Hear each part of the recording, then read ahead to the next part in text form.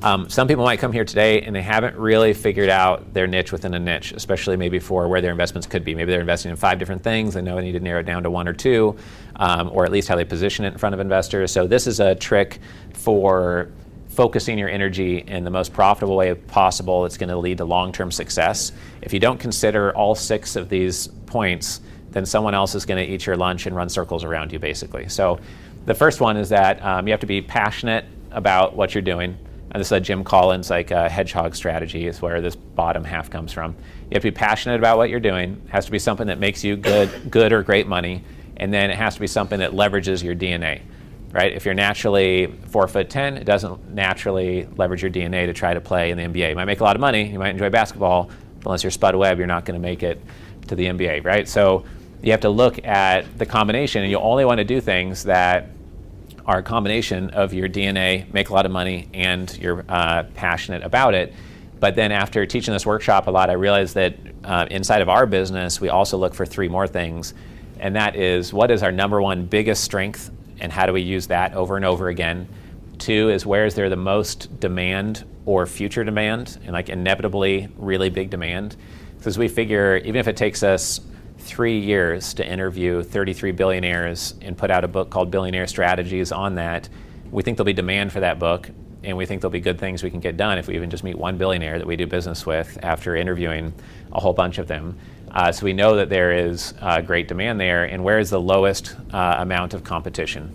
We really don't like doing something that 1,000 other people are doing. And so when we started our business, we saw other family office groups, and they were charging their ultra-wealthy families $30,000 a year for membership, $50,000.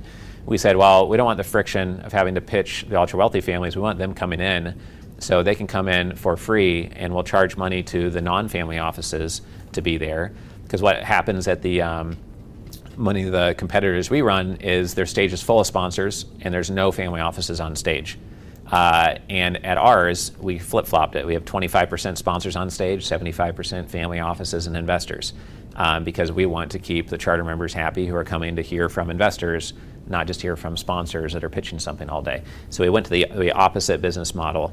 And so that 3rd point is one of the most important ones. Everything else could line up, but if there's tons of competition, it's just going to be a slog. You have to find that 7% niche, that 1% niche. It's the most valuable niche within the space to focus on, or life will be painful. If you do things that are, like Julian said, that I work hard, and I know he works hard too, and in studying billionaires and reading their books this year and interviewing them, found that to get to that level, you have to have a really deep work ethic, but also the skill and talent, not just one of the 2.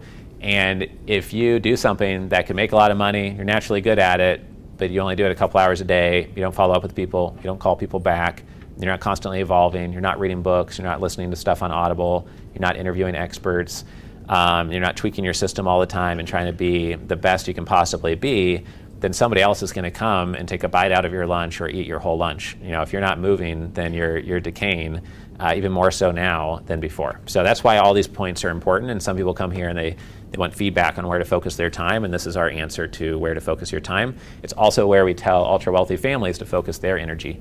They want to diversify in wealth management, diversify into some food groups of real estate, but typically they made their money in an operating business area. So where should they focus? They should look at all these things to decide where to focus next.